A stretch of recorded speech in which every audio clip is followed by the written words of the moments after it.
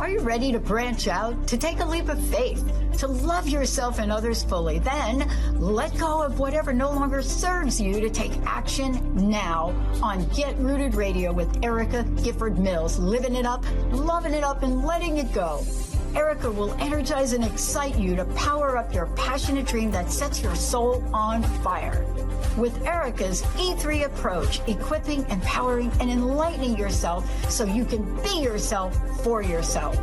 Get ready and get rooted to live a life without regrets, without what ifs, without should haves, and especially without empty feelings from a life unexplored. This hit show helps you build powerful and intentional roots to live it up, love it up, and let it go.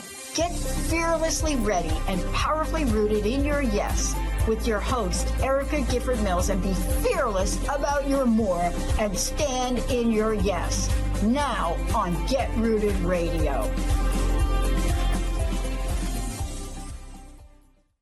Welcome, everyone. I am Erica Gifford Mills, and you are listening to Get Rooted Radio, living it up, loving it up, letting it go, right here on Transformation Talk Revolution. Shout out to my producer today, Jessica. How you doing? I'm awesome as always. Happy to be here. Thank you. Well, I'm happy to have you because this is going to be a fun episode. This episode's titled "How to Become a Hero: Pathway to Purpose." And in today's episode, former professional athlete turned award-winning author Schwartzen Precil shares how personal pain can become a powerful pathway to purpose. Through storytelling, reflection, and emotional intelligence practices, he invites all of you listeners to reconnect with who you are beyond survival mode. This conversation explores what it means to be your own hero, letting go of what no longer serves the soul, which fits right in line with our show. But I'd like to tell you a bit about my guest. He is an award-winning author, leadership trainer, and founder of Hero Leadership Group. A 2025 Author of the Year finalist, he has impacted over 42,000 students and educators nationwide through resilience-centered leadership, storytelling, and social-emotional learning frameworks. Thank you so much for being on the show today, Schwartzen. Thank you, Erica. Thank you for having me. Well, I know I've had the pleasure of sharing a stage with you, and during this first segment, we're going to talk about the story behind the success.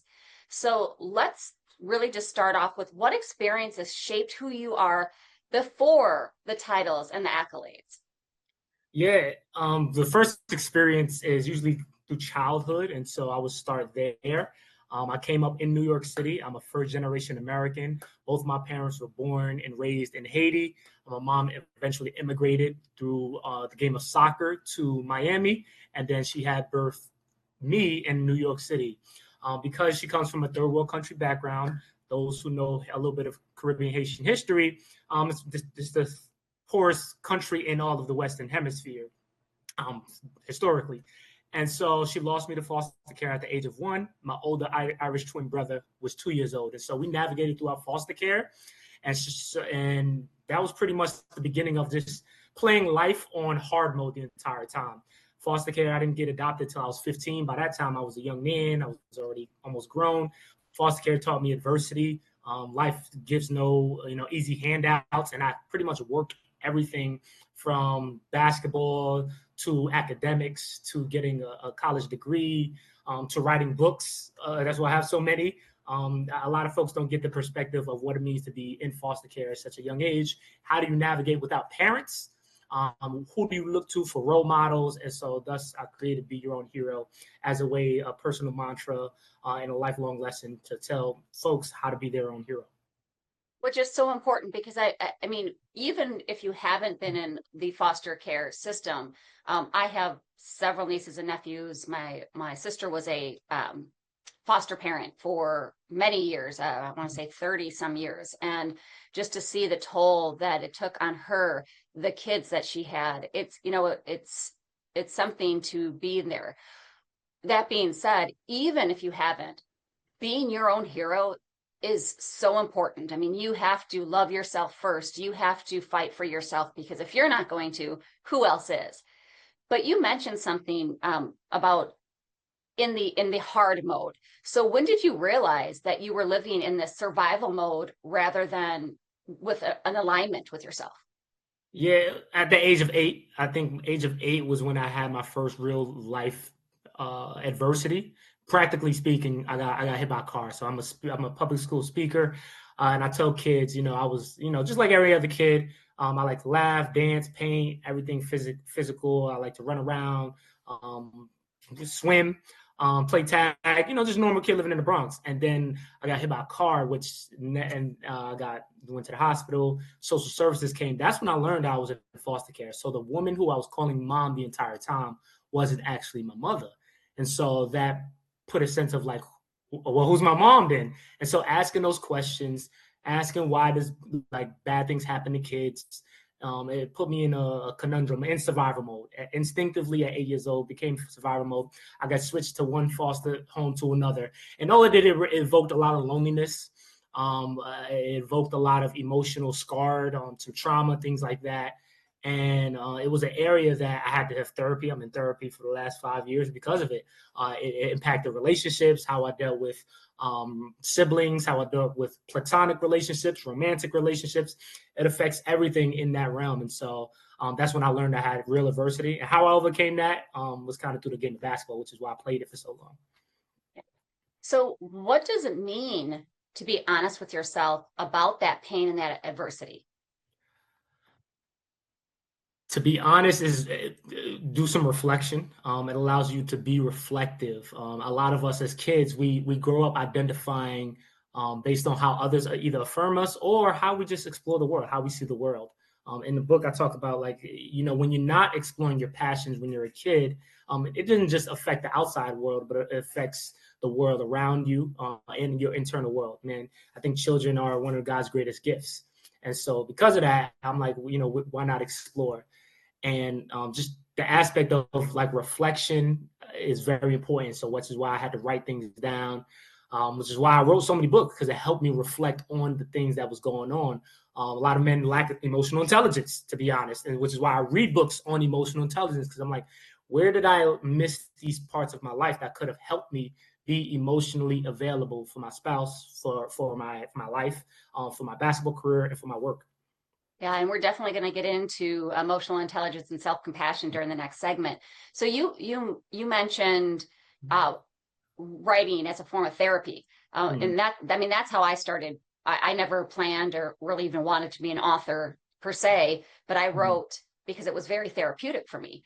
What did that bring out in you? Was it more of the emotional release? Was it getting it out to understand it? How did that help? Yeah, what narrative, I call it narrative therapy, like you mentioned, narrative, because I have actual therapy, then there's narrative therapy. Yeah. It's writing the story that you tell yourself versus the story that others have told you.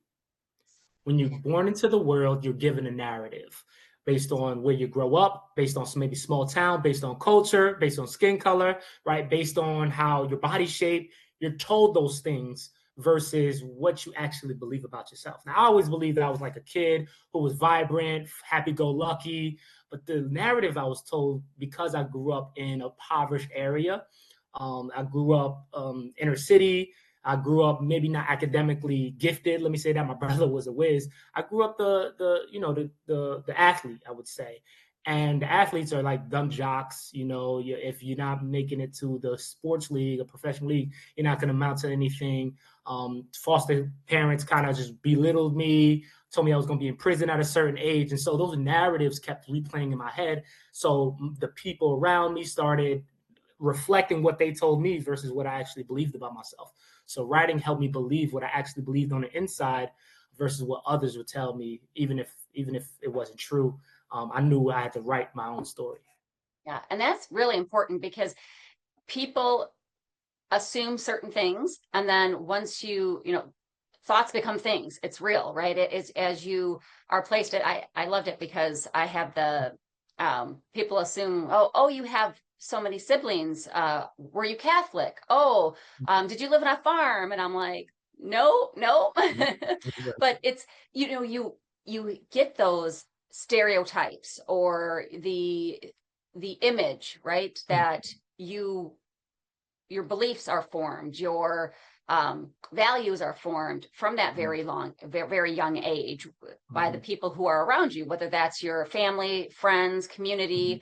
And so that can take a lot to change out of that.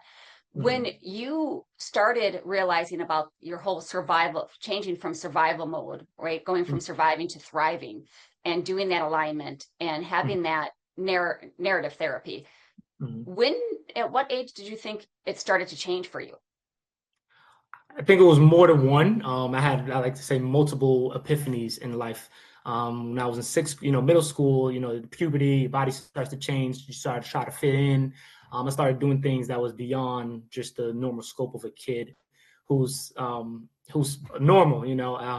So I, started getting fist fights, started stealing a lot, started lying, started joining gangs. And so between the ages of 8 and about 14, that was the narrative. It was just this kid who was a troublemaker. When I was 14, I was in family court, and I was almost sent 2 years juvenile detention. So it changed at that moment when I was given a second chance to do the right thing. And so that moment, that judge gave me, instead of giving 2 years, I got 1 year probation. And during that 1 year probation, I joined the basketball team. And then basketball, I just maintained my grades, focused, got me a scholarship. And by the time I was 17, I had left New York and never returned. That's great. Well, let's take a quick break. And when we come back, we're going to talk about emotional intelligence and self-compassion. But before we go, Schwartzen, you have something for our listeners. What is that? Sure. Yeah, I would love to be able to, if folks want to go on the website, to be able to order Be Your Own Hero, you get 25% off. So Erica, since I've known you, you can get 50% off, to be honest. This is one of my first books. I just came out with my 7th book. And so you have a code. The code would be HERO. It's at heroleadershipgroup.com. And you put in the promo code HERO, get you 50% off. Right. So folks can connect with you via your website and any place else that you'd like to be able to connect with folks. Yeah, on Instagram, Schwartzen.Precil. I'm on Facebook as well. And I'm on TikTok, Shway Motivated. YouTube is really big. And then on my website. Wonderful. Thank you so much. You're listening to Get Rooted Radio with Erica Gifford Mills. Living it up, loving it up, letting it go. Stay tuned. We'll be right back.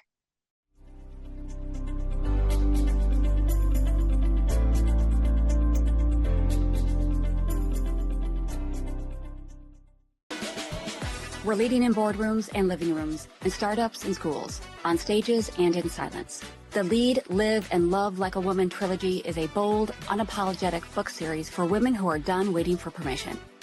Hi, I'm Erica Gifford Mills, and I didn't create this trilogy to teach women how to lead, live, or love. We are already doing that. We need your voices. Apply now to become a co-author and share your story in this powerful movement. Visit balancesymmetry.com. Are you ready to break free from self-sabotaging patterns and reclaim your power? I'm Beck Nelson, licensed therapist, spiritual mentor, and psychic medium, helping individuals achieve true personal liberation through my Beckology framework. This step-by-step system shifts your mindset, strengthens your intuition, and empowers lasting change. Work with me through single sessions, 90-day or 6-month programs, or explore my courses, books, and coaching. Visit becknelson.com to get started.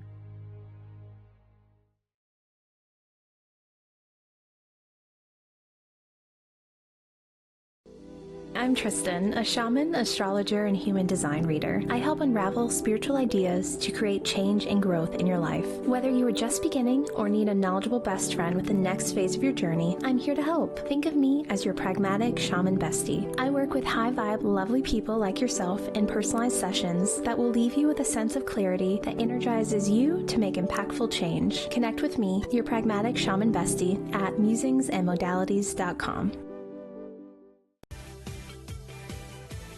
Vicki Todd is a memoir artist and sculptor whose female nude figures have been featured in juried group and solo shows in New Mexico and beyond. She is also a playwright and performed a one-woman show called Shine, Happy Shine, and recently wrote a second play, Does This Make Me Delusional?, which she hopes will hit the stage in the near future. You can view Vicki's artwork and one-woman show at vickyworldart.com. That's vickyworldart.com.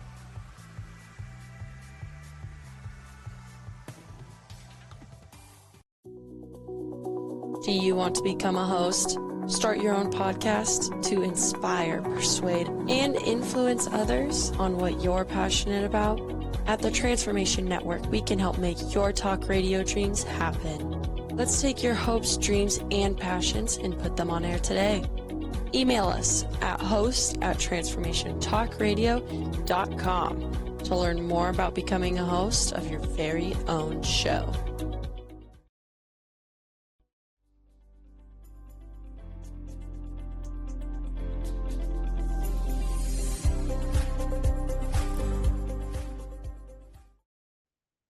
Welcome back to Get Rooted Radio with Erica Gifford Mills. Living it up, loving it up, letting it go.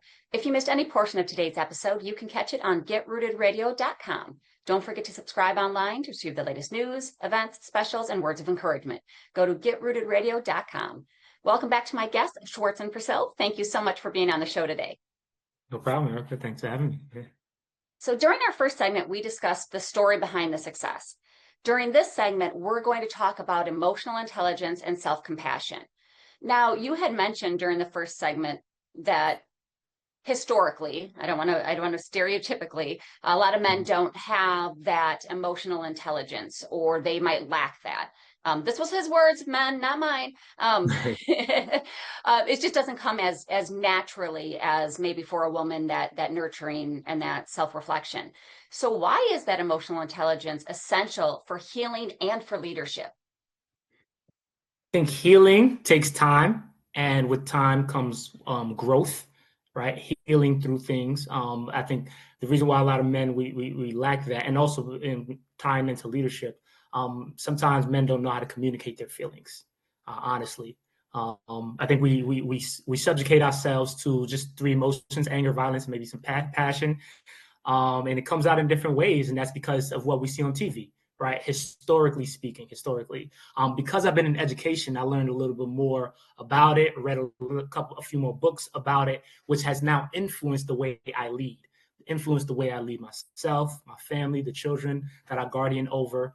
And it takes a lot of just, reading on reading the brain, on the different parts of how the amygdala, which is a part of the brain that's responsible for fight, flight, freeze, is responsible for worry, for fear. How many folks know that? How many men take the time to actually read those things? Being an educator, I had to go through training that helped me understand the difference between the amygdala part and then the prefrontal cortex, which is what most people rely on for planning, good judgment, right? The rational part, the planning part of the brain. And so most people lean on that while neglecting the other part that's more primitive to our survival. And that's a good point, because as an educator, you do need to understand that, especially working with children, to see like at what point are they developing and how fast are they developing. So from the emotional intelligence, what would be the number one thing you believe that folks should focus on to have that healing, and really for the leadership, the self-leadership to allow the healing, but then also the forward outward leadership? Yeah, and emotional intelligence is a more recent term that we've been using. Some people would just call it discernment, reading the room, just picking up energy. There's a book that's called Emotional Intelligence. Pardon me if I forgot the author, but they talk about this story. The story is it was based on a study. Everybody knows the Harvard study that was done. 2 marshmallows put in front of 2 kids. Okay, the one who they noticed the study is that the child who didn't take the marshmallow right away did later on better in life, based on the emotional capacity to resist, versus the child who took the sugar, the marshmallow right in front of them, who couldn't delay gratification. And so those folks who delay gratification do a little bit more successful in life, which is the emotional intelligence. If I don't do this now, I can get this later, reward later on.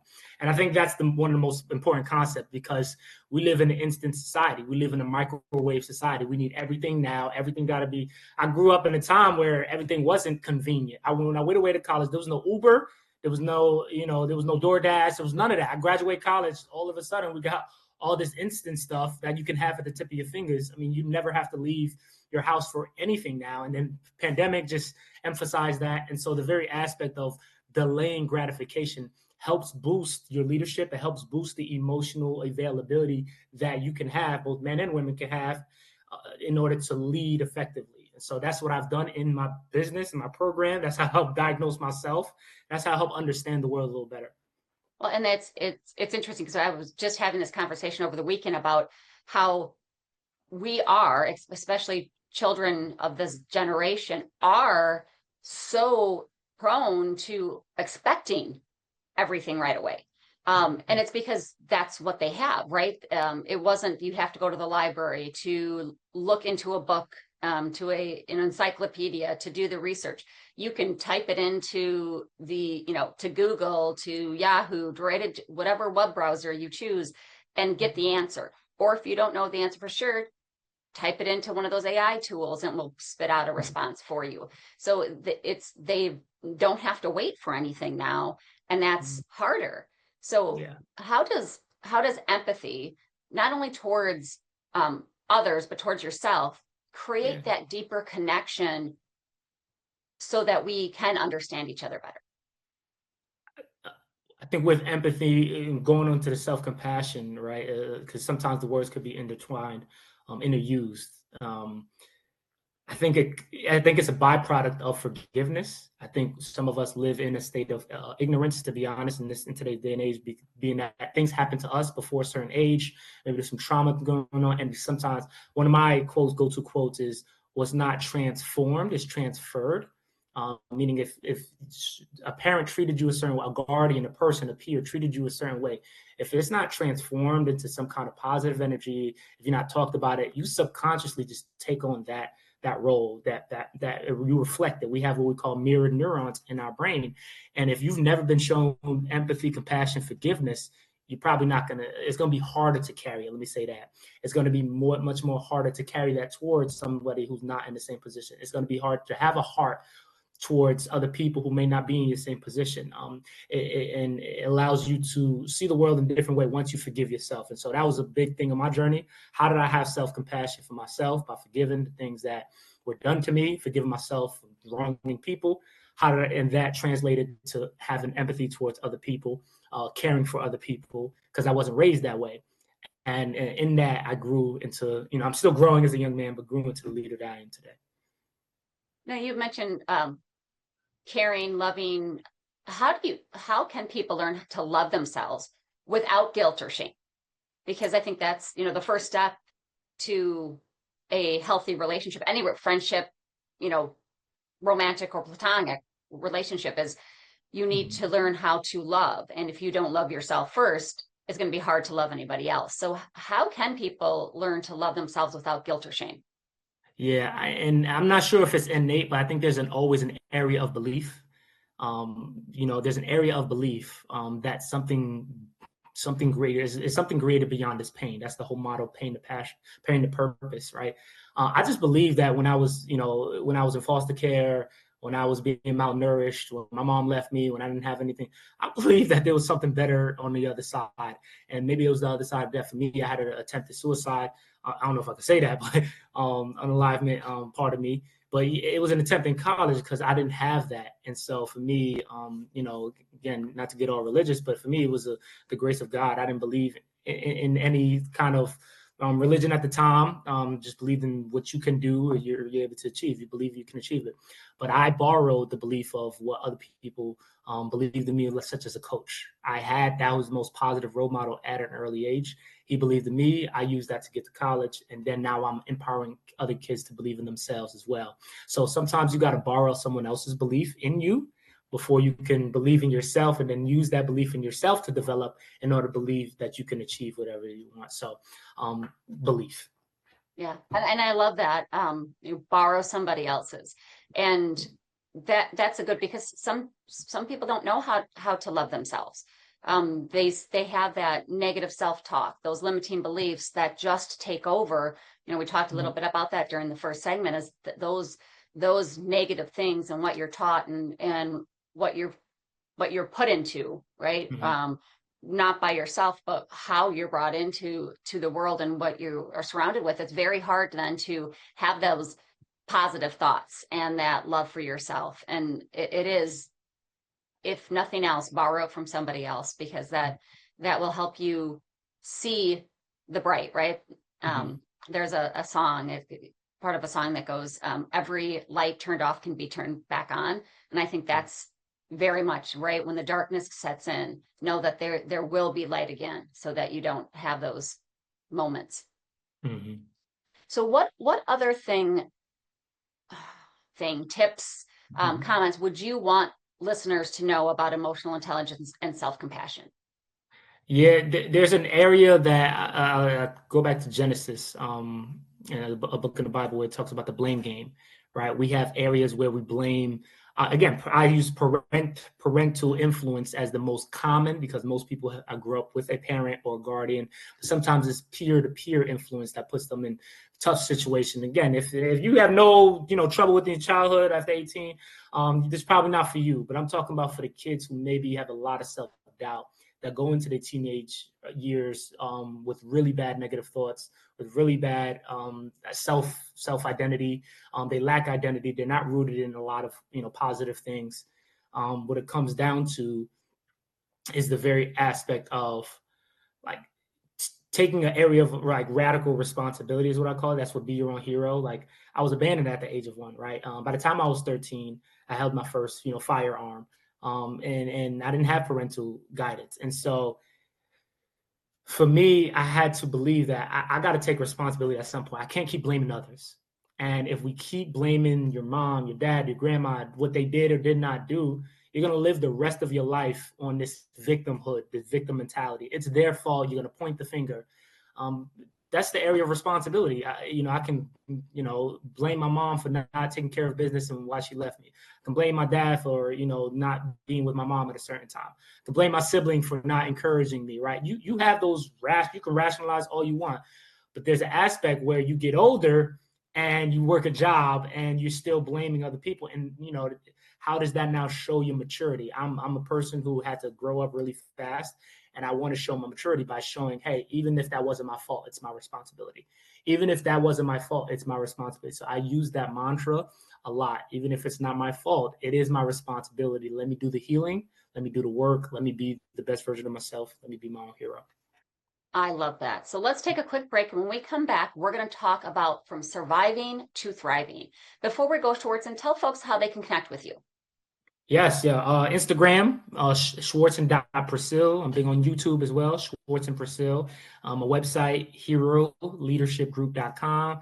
On LinkedIn and Facebook as well. Thank you so much. I'm Erica Gifford Mills, and you are listening to Get Rooted Radio. Living it up, loving it up, letting it go. Stay tuned. We'll be right back.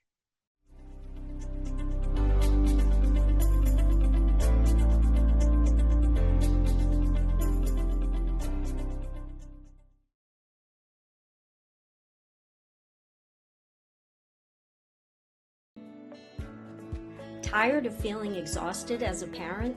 I would love to help you with a new vision for yourself that is focused on intentional wellness parenting.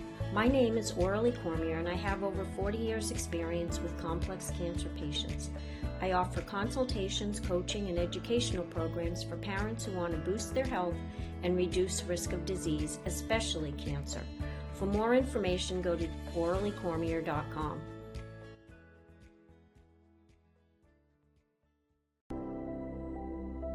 You're thinking your purpose in life? Become a certified hypnotherapist and regressionist today. Bryn Blankenship is a renowned certified master hypnotherapist, international instructor, and author.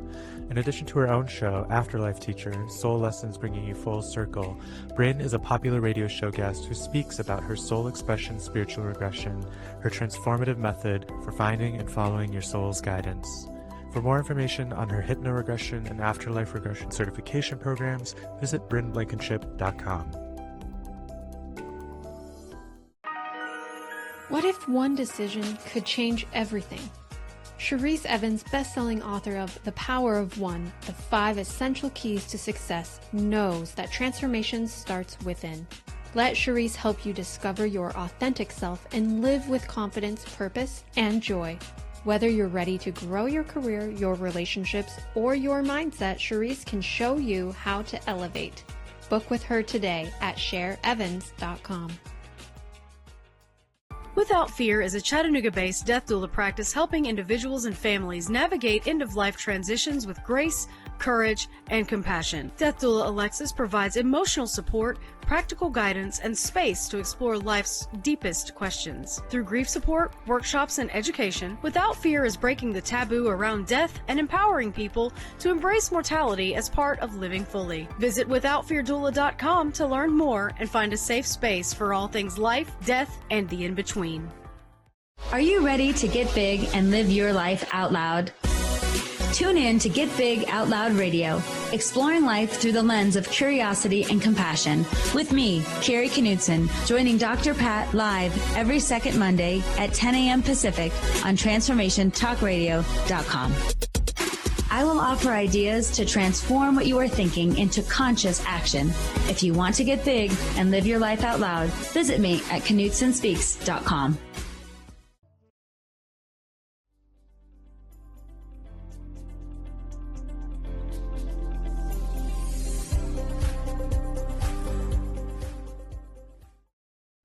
We're back on Get Rooted Radio with Erica Gifford Mills, living it up, loving it up, letting it go.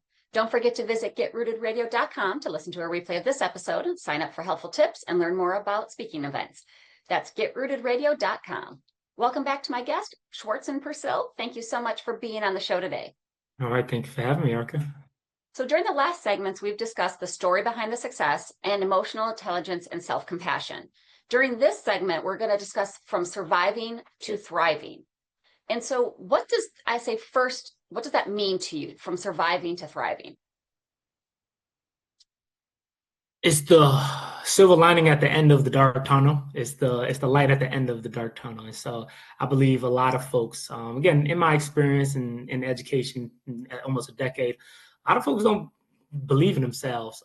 They operate in a way that, again, is primitive. And I think it's, with our kids, it's kind of pandemic's fault as well. I mean, they lack the social skills, the social development, the brain development. Everything happened when the world shut down. And so there's a need for seeing the positive in your life post-pandemic, seeing yourself thrive on the other side. I think Stephen Covey puts it like this: start with the end in mind. What do you want to do at the end? What's the end goal? And so it's going from that position that you're in order to go to the goal that you want to achieve.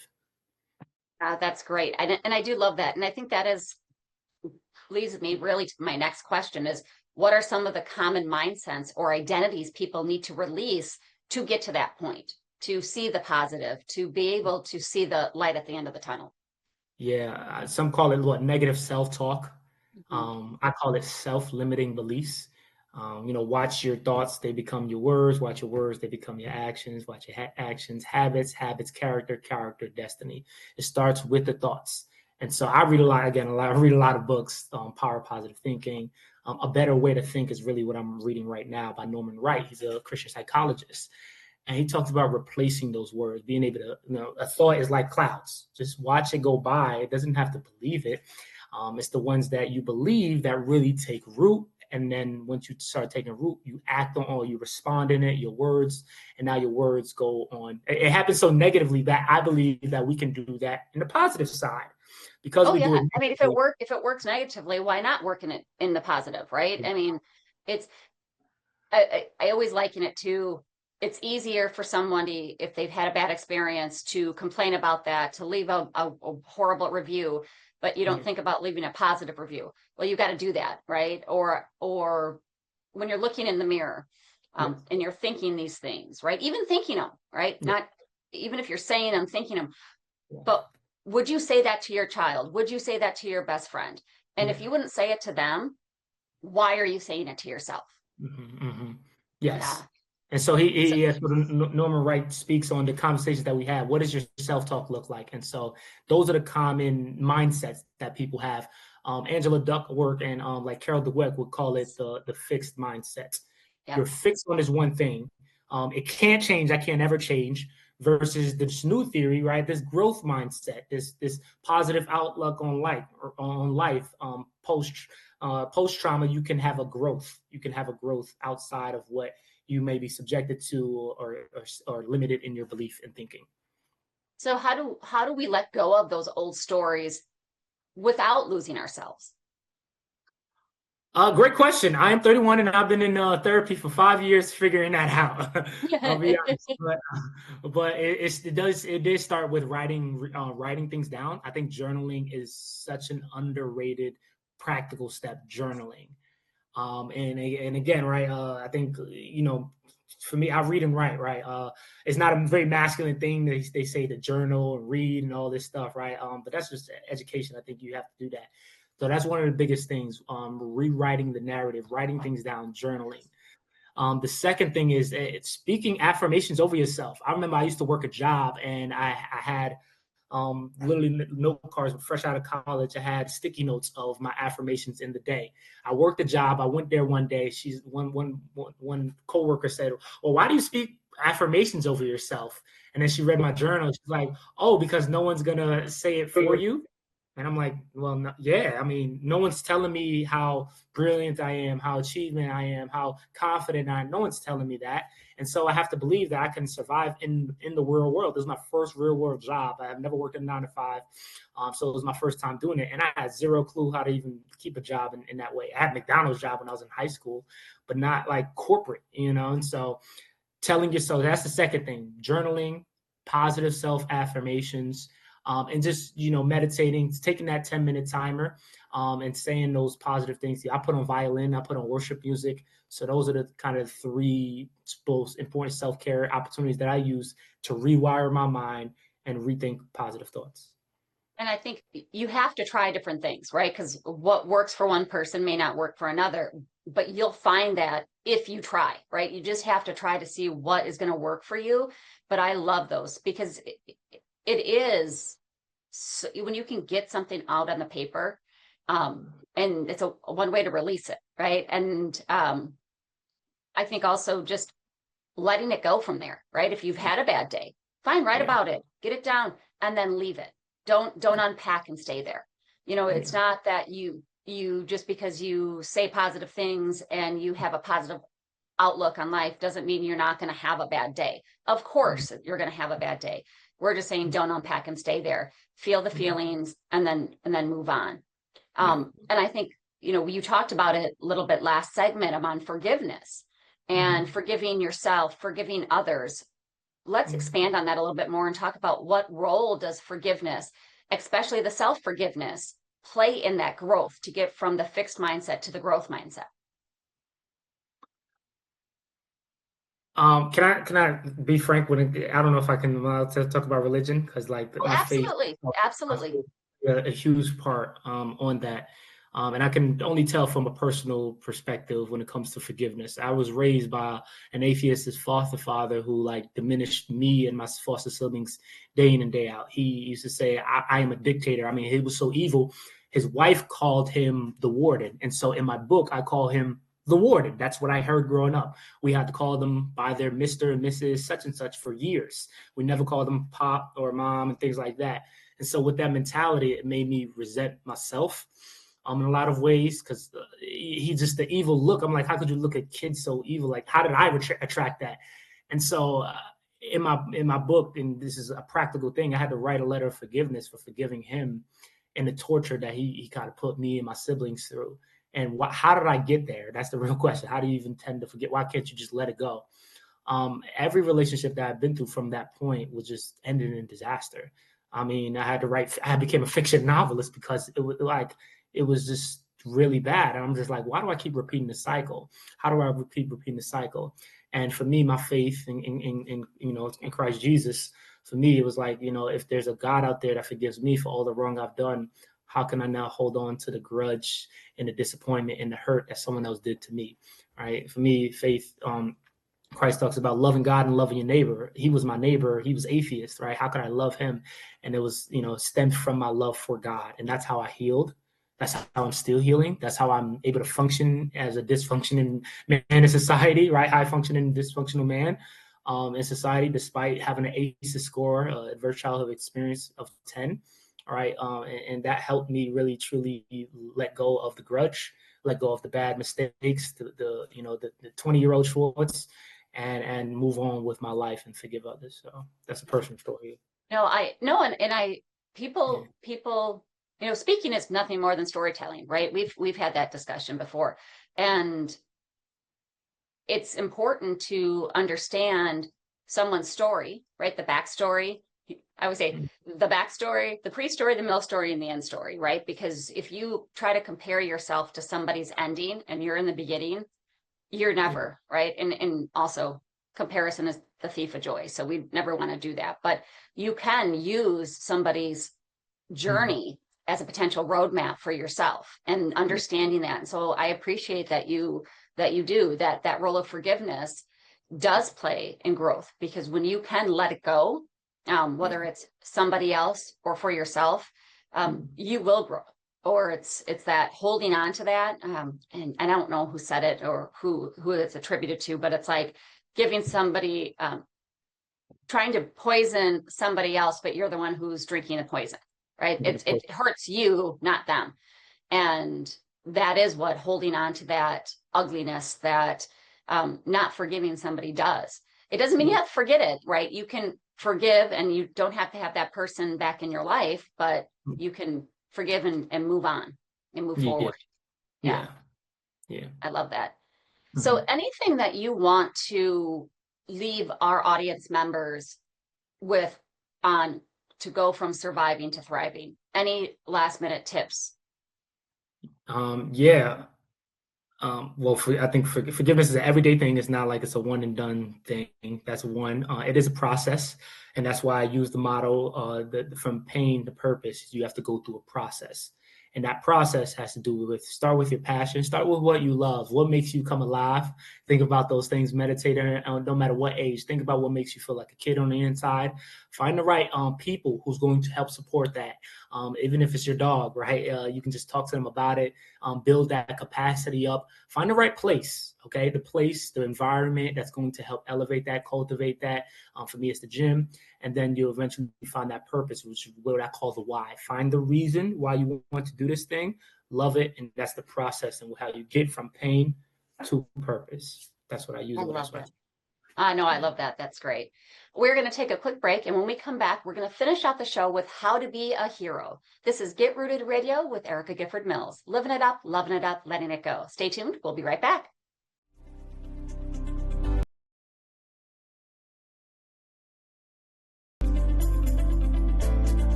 If you're feeling stressed, overwhelmed, or in grief, I'm here to help. I'm Faye Lau, intuitive healer and founder of Faye Inspired Healing. Through soul-guided sessions, I help you reconnect with your body's wisdom and inner truth. Whether you're healing from loss, letting go of pain, or rising into elevated energies, my work combines energy clearing, grief support, and spiritual coaching. Schedule a session or learn more at fayeinspiredhealing.com. There is more to life than simply surviving or even thriving. There's flourishing. High performance and quantum success coach Beth Larson helps you calibrate and elevate your life. Beth specializes in working with women who want more from their life, more energy, joy, passion, connection, and more meaning. As your coach, she will help you get clear about your life, prioritize what's important, and become a master of your energy. Visit BethLarsonCoaching.com. What if justice wasn't just about systems, but about the soul? Join us on the Spiritual Justice Show with me, Eric S. Lee, on the Transformation Network each first and third Tuesday at 10 a.m. Pacific. We bring together leaders, healers, and change makers to explore a new vision of justice, restorative, transformative, and deeply spiritual. Find out how spiritual justice could be your missing piece to transformation. You ever feel it? That whisper just beneath the surface? A deeper part of you ready to rise? At Aligned Energy, we don't just inspire change, we embody transformation. This is where high-performing women come home to themselves, where the masks fall away and the real you steps forward, powerful, radiant, and fully alive. This is Manon, energy alchemist, transformation coach, and best-selling author, guiding women leaders from burnout to purpose. Together, we will reconnect with your innate wisdom to clear energetic blocks and activate your eros and life force, awakening the sensual, sovereign self within. For the wild-hearted, for the ones ready to get clear, stop performing and start becoming. This is your invitation to rise and step into your power, purpose, and possibility. Visit AlignedEnergyHealing.com to book your exploratory call or session today.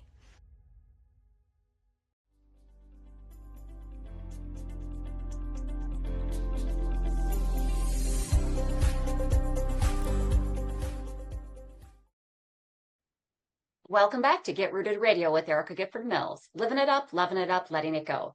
If you missed any of the information during the last segments, go to getrootedradio.com to listen to a replay.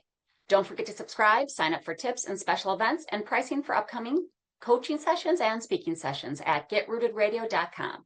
Welcome back to my guest, Schwartzen Precil. Thank you so much for being on the show today. Thank you, Erica. Thanks for having me. So tell folks how they can connect with you, learn more about your books, and how to connect with you to have you come out as a speaker. Sure. Yeah. My website is probably the best form, heroleadershipgroup.com, or you can just Google search my name, Schwartzen Precil. Either works. I'm on social media, on YouTube, Instagram. The kids follow me on TikTok, and LinkedIn is a great way to connect with me as well. Wonderful. So during the last segments, we've discussed the story behind the success, emotional intelligence and self-compassion, and from surviving to thriving. And during this last segment, we're going to discuss how to be a hero. So I want listeners to know, how can they begin being the hero of their own journey?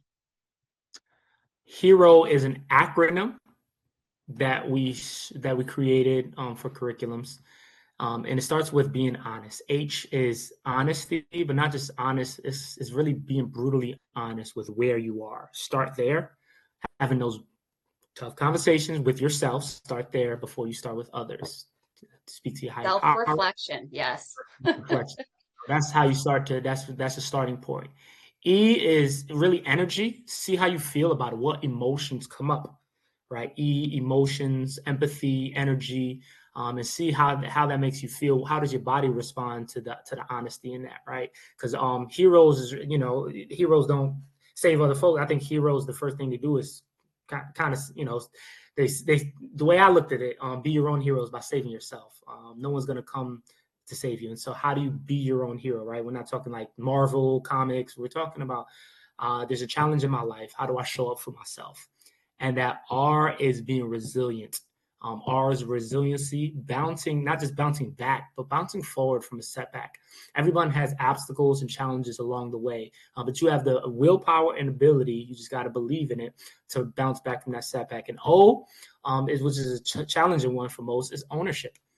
Taking ownership of your life, despite what circumstances you've been dealt, what cards you've been dealt. And so HERO, how do you become the whole hero? It's in that order, and owning it. I'm a foster child, right? My mom abandoned me at one point. I had body image challenges when I was younger, right? Challenges come up, but it's my story, and so I take my power back, and you all should take your power back by owning your own story.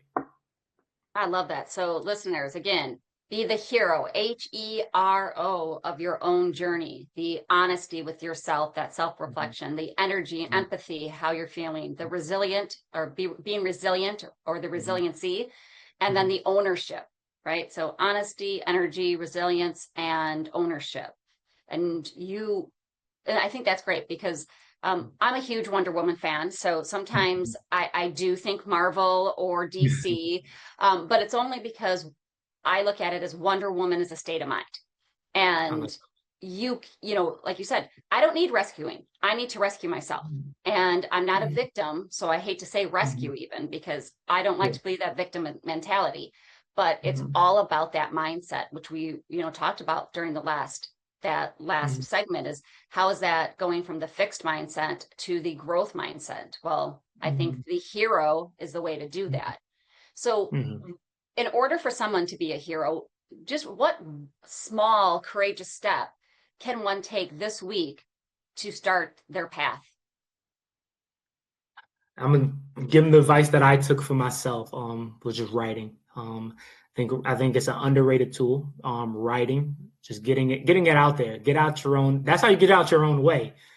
There's this narrative that you've been told versus what you actually believe. And so writing it out, journaling, and you don't have to publish it. I mean, I published my trauma, but it helped me. I won several awards from it. And so you never know, Hollywood might call and things like that.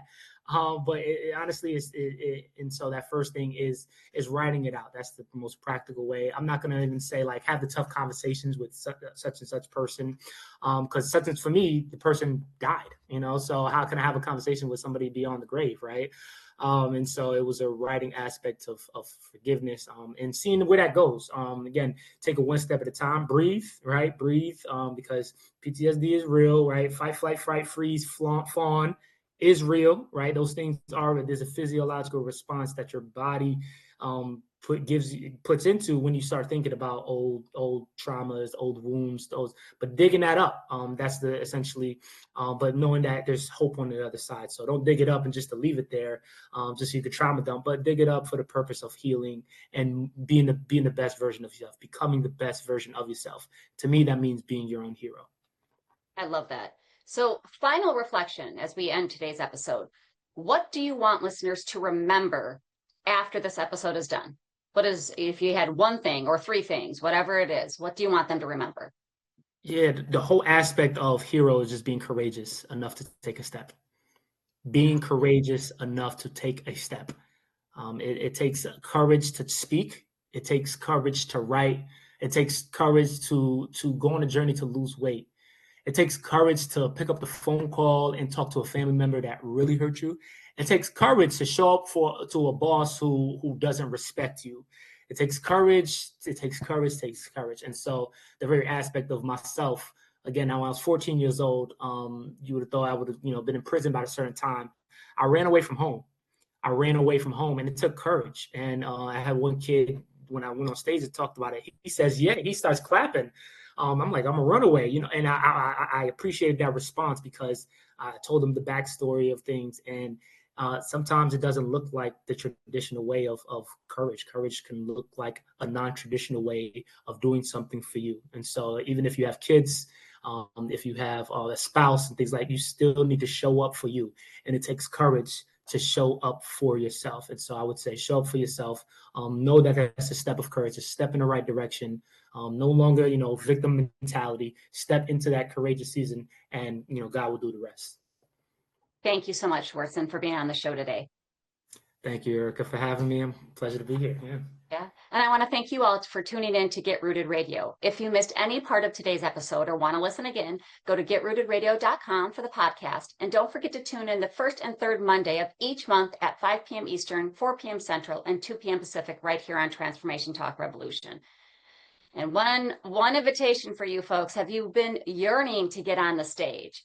Well, this invitation is for you, and it all begins with a single decision to lead like a woman. Your journey will begin inside the Women of Influence Accelerator, which is a high-level 6-week virtual speaker training designed to prepare women to rise, refine their message, and own the stage with clarity and confidence. This is where voices strengthen, stories sharpen, and leaders step into the truth of their influence. From there, you will ascend to the global spotlight at the International Women Speaker Summit on May 16th in Phoenix, Arizona. The stage where women from around the world gather to rise, speak, and claim their power publicly. And as these women grow in visibility and impact, we end the evening with a red carpet recognition dinner, a celebration honoring those who have risen, led, and used their voices to create meaningful change. So the accelerator will prepare you, the summit will elevate you, and the red carpet dinner recognizes and honors you. Message me if you want to find out how you can join this movement. And as we close out today's episode, I want to remind you that you are worthy. If you are hurting or need help, please know the world needs you and it is a better place with you in it. Don't let the hard days win. Reach out for assistance.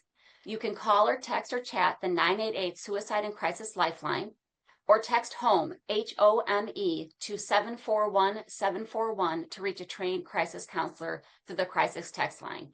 Both are available 24 hours a day, 7 days a week, and are free. Thank you for tuning in.